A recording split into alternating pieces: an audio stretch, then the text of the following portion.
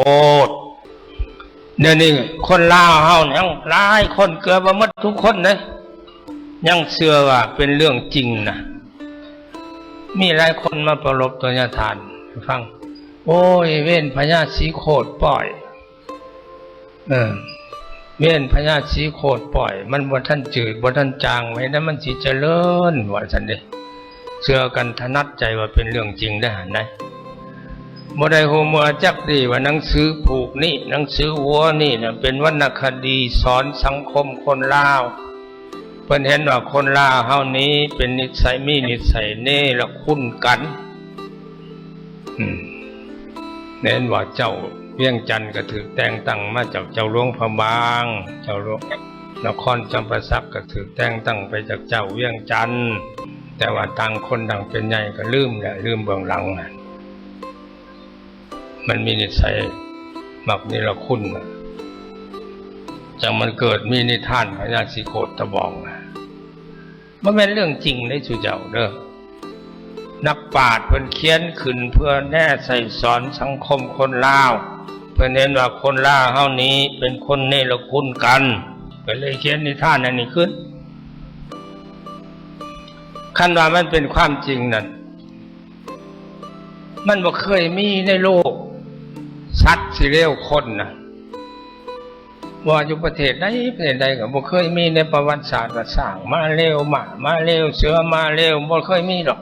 อันนี้ในหนังสือเล่มนี้หนังสือผูกนี่เพิ่นยกเอาสร้างเป็นตัวละครยกเอาสร้างเป็นตัวละครอันที่ว่ากงว่า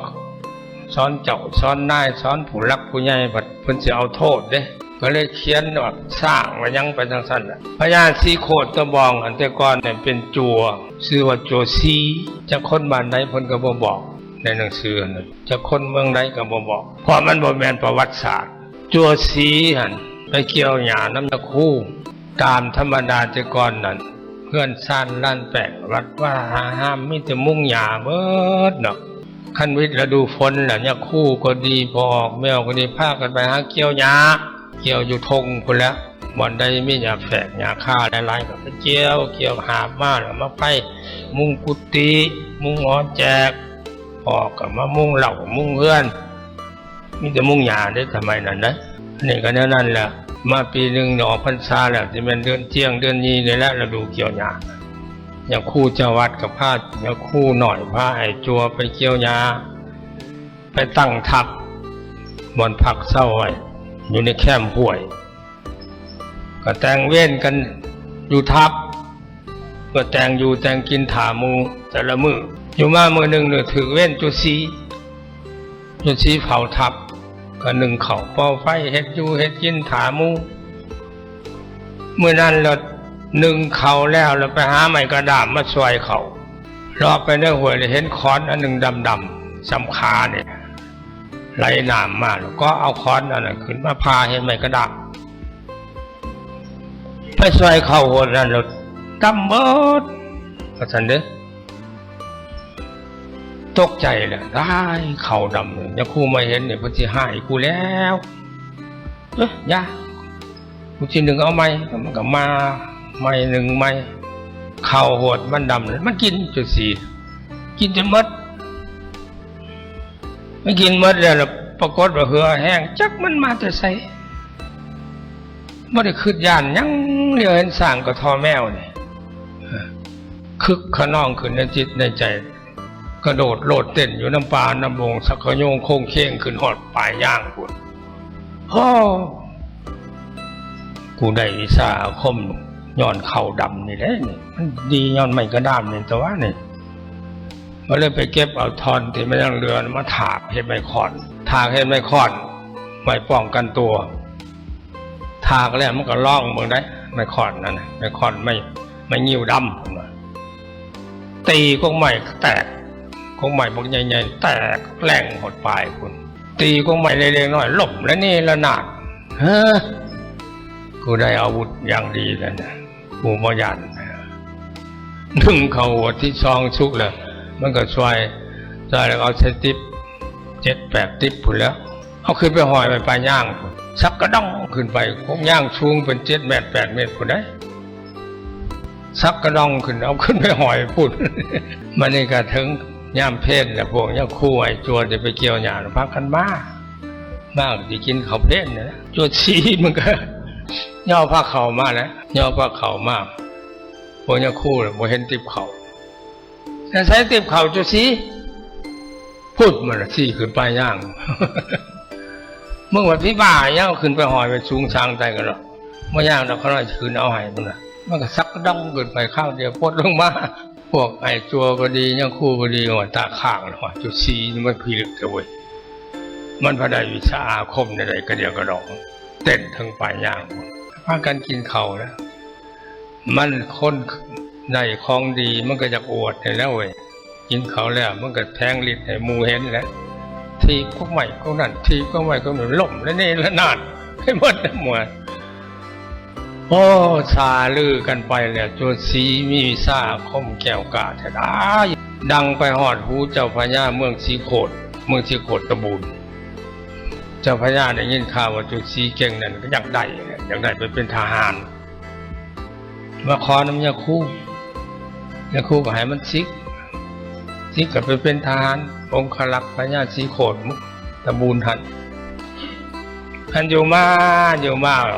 ทางเมืองเวียงจันทร์เกิดสร้างเขามาเลี้ยวจันสร้างเขามาอาละวาดบาดเมือง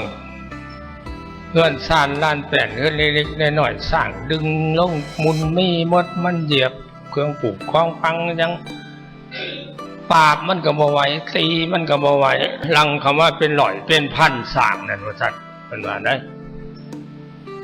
พญาเมืองเวียงจันทร์เอาทหารไปปราบบ่ชนะสร้างเฮ็ดประกาศออกมาให้แต่ละหัวเมืองประกาศหาคนดีที่มาปราบสร้าง